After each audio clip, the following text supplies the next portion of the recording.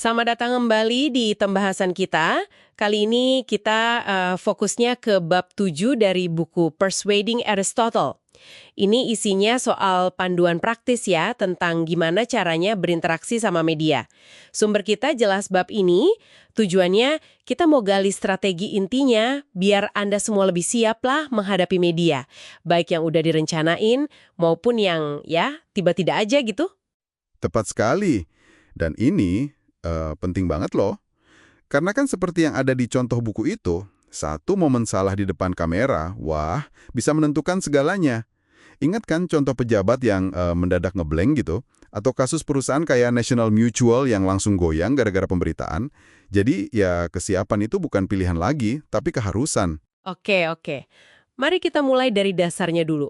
Buku ini bilang penting banget buat paham audiens media, katanya mereka sering nggak nyimak 100%. Malah susah ingat detail berita. Itu kenapa ya? Apa cuma karena banyak gangguan aja? Sebagian iya karena itu. Tapi juga karena ya cara kerja media itu sendiri dan cara otak kita proses info. Media kan seringnya menyederhanakan masalah ya. Dan seperti disebut di buku, bisa jadi malah memperkuat stereotip yang udah ada. Mungkin karena lebih gampang dicerna gitu.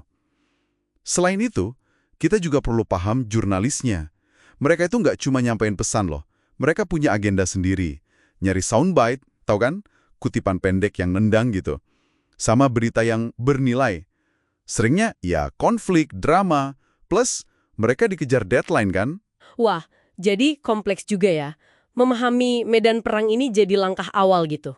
Nah, terus strateginya gimana? Buku ini kayaknya nekenin banget soal persiapan. Persiapan itu segalanya. Bener. Langkah pertama yang krusial, putuskan dulu wawancara ini untung nggak buat Anda. Kadang-kadang nolak baik-baik itu jauh lebih bagus, serius. Tapi kalaupun mau nolak atau menghindar, jangan sampai bilang no comment. Buku ini ngingetin, itu sering dianggap kayak ngaku salah secara nggak langsung gitu. Bahaya itu. Oke, jadi kalau kita putuskan buat bicara, gimana caranya biar pesan kita yang sampai, bukan cuma agenda jurnalis? Di buku ada formula Q sama dengan A+1. Kedengarannya agak, teknis ya. Sebenarnya simple kok. Q itu kan question, pertanyaan. A itu answer, jawaban. Nah, +1 itu pesan kunci Anda. Jadi gini, jawab pertanyaan jurnalis A, ringkes saja, langsung. Terus, pakai jembatan, plus, kayak frasa yang lebih penting lagi adalah, atau kalau kita lihat konteksnya, nah, pakai itu buat langsung belok ke satu pesan kunci yang emang mau Anda sampaikan. Kuncinya di plus itu cara ngambil alih kendali narasi, nggak cuma ngejawab doang. Jadi jembatan itu ya kuncinya buat ngarahin omongan. Masuk akal. Dan ini nyambung sama soundbite yang tadi disebut ya. Buku ini kan ngasih contoh kuat tuh kayak kasus O.J. Simpson atau Paul Keating. Betul banget. Soundbite itu kayak versi paling tajam dari pesan kunci Anda.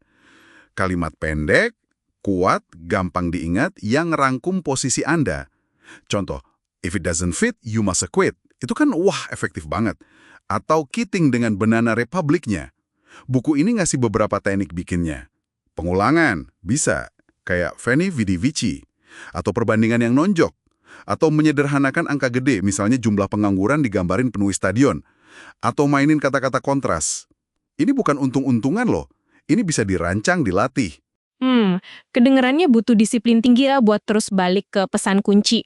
Apalagi kalau pertanyaannya susah atau ya mancing gitu. Oh jelas, disiplin banget.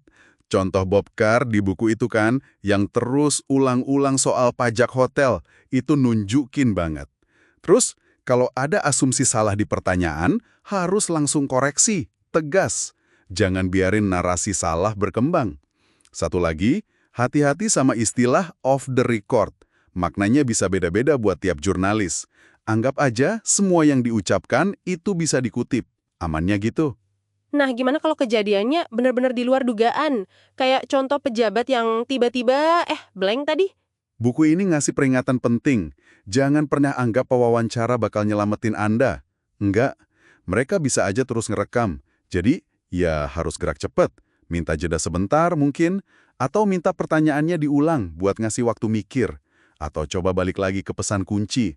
Pokoknya, kendalikan situasinya secepat mungkin. Oke, jadi kalau ditarik kesimpulan nih, urusan sama media ini lebih dari sekedar jawab pertanyaan ya. Ini kayak permainan strategi komunikasi. Butuh paham banget soal audiens dan jurnalis, persiapan matang, pesan yang jelas, dan disiplin buat ngejalaninnya. Anda ngerangkumnya pas banget. Dengan pendekatan yang benar, media itu bukan lagi ancaman, malah bisa jadi alat kuat buat nyampein tujuan Anda. Intinya, Anda yang pegang kendali narasinya, bukan sebaliknya. Nah, ini satu pemikiran terakhir nih buat Anda bawa pulang. Kita udah bahas pentingnya persiapan, pesan kunci, sama soundbite buat media. Gimana kalau prinsip yang sama, ini persiapan, pesan kunci, soundbite, Anda coba terapin juga di komunikasi sehari-hari. Mungkin pas rapat, presentasi, atau bahkan ngobrol penting biasa.